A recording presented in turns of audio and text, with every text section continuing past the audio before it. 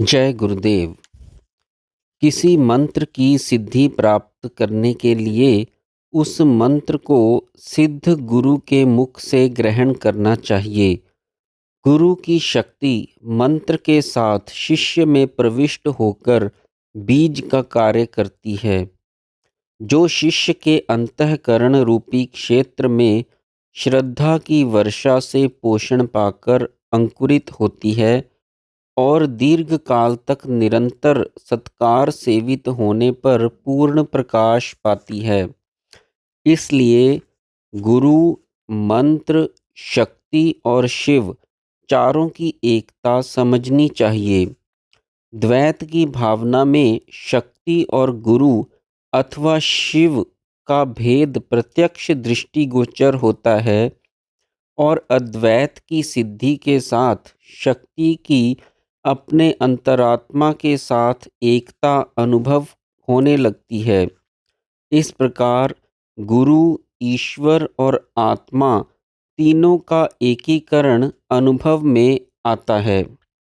श्री भगवत्पाद ने सौंदर्य लहरी के प्रथम श्लोक में शिव शक्ति की अभिन्नता और दूसरे में सत्य कारणवाद की पुष्टि करते हुए तीसरे श्लोक में धर्म, अर्थ, काम तीनों की सिद्धि सहित अज्ञान तिमिर के नाशार्थ उपासना द्वारा मोक्ष प्राप्ति की ओर लक्ष्य कराया है।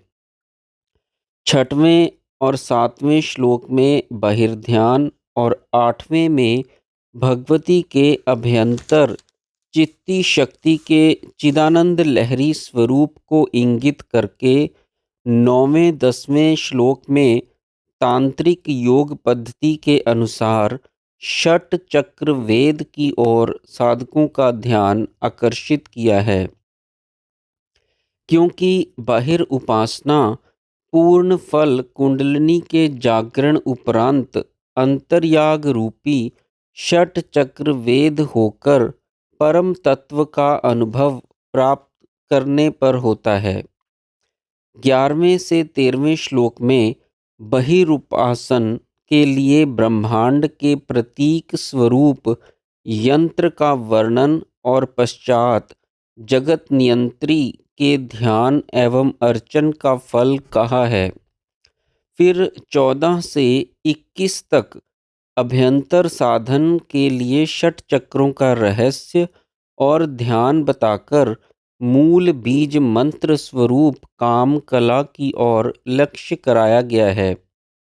इस प्रकार मंत्र योग द्वारा लय योग, राजयोग के पश्चात भक्ति उपासना के महावाक्योत्थ ब्रह्म आत्म ऐक्य ज्ञान की उपलब्धि 22 से 30 श्लोक तक कही गई है। तत्पश्चात श्री विद्या की उत्कृष्टता 31वें श्लोक में बताकर 32-33 श्लोकों में पंचदशी का उद्धार और 34-35 में समष्टि व्यष्टिगत शक्ति एवं उसके परिणामों द्वारा वाच आरंभण मात्र नाम रूपात्मक व्यापारों में सूत्रात्मा शिव का अन्वय व्यतिरेक ज्ञान से विवेचन किया गया है। श्लोक 36 से 41 तक षट चक्रों का विशेष विवरण दिया गया है। शेष ग्रंथ में विराट रूपा भगवती के ध्यानार्थ और अंतर्यागार्थ मानसिक उपचारों का सुंदर निरूपण किया गया है। भगवती का वर्ण अरुण अर्थात लाल माना जाता है, इसलिए उसका एक नाम अरुणा भी है। वेद और तंत्र अग्नि को ही शक्ति का रूप मानते हैं। चिदाग्नि, ब्रह्माग्नि, ज्ञान अग्नि पदों के प्रयोग से इस बात के स्पष्ट प्रमाण हैं। अग्नि का भी वर्ण अरुण है।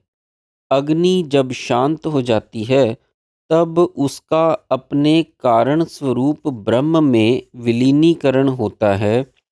इसी अभिप्राय से हवन में आहुतियाँ देने से जिस जिस देवता को लक्ष्य करके दी जाती हैं उसी उसी देवता को पहुँचती हैं, क्योंकि ब्रह्म में सभी देवों का समावेश है। भगवान कहते हैं कि जो लोग श्रद्धा से युक्त होकर किसी भी अन्य देवता का भजन करते हैं, वह मेरा ही भजन करते हैं। उनका यह भजन विधि पूर्वक नहीं होता, क्योंकि वास्तव में सब यज्ञों का भोक्ता और प्रभु मैं ही हूँ, परंतु वे मेरे तात्विक स्वरूप को नहीं जानते। इसलिए उनका उपास्य भाव परम तत्व से च्युत नीचे के स्तरों पर रह जाता है। ऐत्रेय ब्राह्मण की श्रुति कहती है, अग्निर्मुखम प्रथमो देवतानाम, अर्थात अग्नि सब देवताओं में प्रथम है, इसलिए सब का मुख है।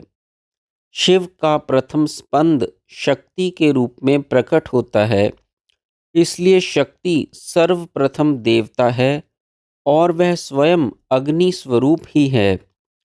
ललिता सहस्त्र नाम में भी भगवती को चिदाग्नि कुंड संभूता कहा गया है, अर्थात चिद ब्रह्म वह अग्नि कुंड है जिसमें से भगवती की उत्पत्ति होती है। इसलिए महात्रिपुर सुंदरी को चित्ती शक्ति कहते हैं। चित्त और चित्त से उत्पन्न होने वाली चित्ती शक्ति एक ही है।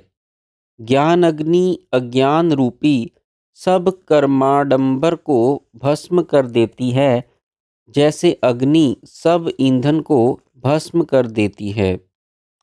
अग्नि शांत हो जाने पर ईंधन की जो राख बचती है, वह भी इतनी पवित्रता लिए होती है कि किसी भी अपवित्र एवं गंदे पदार्थ पर डालने से उससे उत्पन्न होने वाली घृणा को दूर कर देती है और अग्नि में जलकर चंदन और विष्ठा एक समान हो जाते हैं। इसलिए तांत्रिक शक्ति उपासना को वैदिक अग्नि उपासना की आश्रयी भूता याज्ञिक पद्धति की ही उपासना का साधन क्रम समझना चाहिए। जिस प्रकार की उपनिषदों में भी अनेक उपासनाओं का उल्लेख मिलता है, परंतु उन सब उपासनाओं का उपसंहार जैसे ब्रह्म आत्म ऐक्य अनुभूति में किया गया है, वैसे ही यहाँ पर भी समझना चाहिए। वेदों में अग्नि मीले पुरोहितम इत्यादि ऋचाओं द्वारा लक्ष्य करके जिस देवता का यज्ञों में आवाहन किया गया है, वह देवता सच्चिदानंद स्वरूपा ब्राह्मी शक्ति के सिवाय दूसरा कौन हो सकता है। यास्काचार्य ने अग्नि का अर्थ अग्रणी भी किया है। इस अभिप्राय से भी स्थूल अग्नि द्वारा सर्वप्रथम कारणभूता चिदाग्नि की ही उपासना ग्रहणीय है। उपनिषदों में अग्नि को ब्रह्म की एक कला कहा गया है। वाक को भी ब्रह्म मानकर उपासना करने की विधि बताई गई है, जैसे वाग्वै ब्रह्मेति वाचम ब्रह्मेत्युपासते इत्यादि। और वाक को अग्नि का ही सूक्ष्म रूप कहा गया है। इस प्रकार सूक्ष्म और स्थूल भेद से चित्ती शक्ति वाणी और स्थूल अग्नि की एक रूपता मानकर हवन में आहुति द्वारा मंत्र के जप पूर्वक चिन्मात्र की भावना करने से एक ही ब्रह्म की सगुण उपासना की जाती है। वैदिक उपासना के इस सिद्धांत के आधार पर चिदग्नि कुंड संभूता ब्रह्ममयी शक्ति को भगवती अरुणा महात्रिपुर सुंदरी नाम देकर तात्विक रूप दिया गया है, जो योग की ही एक पद्धति है और जिसका निर्माण दीर्घ अनुभूति की नींव पर किया गया है। श्रीमद् शंकर भगवत्पाद ने उसे उपासकों के लाभार्थ सौंदर्य लहरी का सुंदर रूप देकर वैदिक कर्म कांड से अनभिज्ञ कली काल के जिज्ञासियों पर परम अनुग्रह किया है। संक्षेप में सब साधन पद्धतियों का समावेश इन 3 मंत्रों में किया जाता है। पहला, ओम तत्सत, अर्थात वह ओम स्वरूप ब्रह्म सत स्वरूप है। दूसरा, सच्चिदेकम ब्रह्म, वह सत चित्त स्वरूप भी है और सारे चेतन जगत में एक ही चित्त सत्ता है जिसे ब्रह्म कहते हैं। तीसरा, आनंदम ब्रह्म, उस ब्रह्म की अनुभूति ब्रह्मानंद के आवेश में होती है। निम्न कोटि के साधकों को सारे जगत में ईश्वर की सत्ता की व्यापकता की कल्पना करने का उपदेश प्रथम मंत्र द्वारा किया गया है। दूसरी श्रेणी के साधकों को दूसरे मंत्र के द्वारा अपनी चेतना में ब्रह्म भावना करने का उपदेश है, जिसका अभ्यास महावाक्यों के मनन निध्यासन द्वारा किया जाता है और अपने अंतर में आत्मानंद के आवेश की जागृति होने पर उसकी आश्रयी भूता आत्मस्थिति द्वारा प्राप्त होने वाली ब्राह्मी स्थिति का साधन तीसरे भाव की प्रत्यक्ष अनुभूति है। यह अंतिम साधन पद्धति शक्ति उपासना का मुख्य विषय है और भगवत्पाद ने उस चिदानंद के सौंदर्य का विराट निरूपण सौंदर्य लहरी के रहस्यपूर्ण पदों में किया है।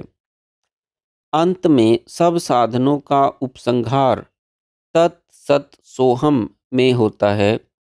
प्रथम 2 साधन कल्पना के विषय हैं जो प्रत्येक नर नारी की कल्पना शक्ति पर निर्भर हैं, परंतु अंतिम साधन स्व आत्म अनुभूति का वस्तुतंत्र विषय होने के कारण सर्वथा गुरु कृपा की ही अपेक्षा रखता है। यह हम अनेक बार कह चुके हैं कि गुरुजन शक्तिपात दीक्षा द्वारा शिष्यों पर अनुग्रह किया करते हैं। शिष्य की कुंडलिनी शक्ति को जगा देने का ही नाम शक्तिपात है। जैसा कि शक्ति रहस्य के श्लोक से स्पष्ट है, वह परमा शक्ति सर्वव्यापिनी है, फिर वह पतिता अर्थात गिरती है। ऐसा क्यों है? मूर्तिमान एक देशीय जो सर्वव्यापी नहीं, उसी के ऊपर से नीचे गिरने की गति को पतन कहते हैं। वास्तव में तो वह नित्य सर्वव्यापिनी है और स्वभाव से शिववत स्थित है, किंतु वह कर्मों के मल के पाश से आवृत रहती है। जब दोषों के पक जाने पर वह सुव्यक्त होती है, तब उसे शक्तिपात कहते हैं। ओम शांति शांति शांति। जय गुरुदेव।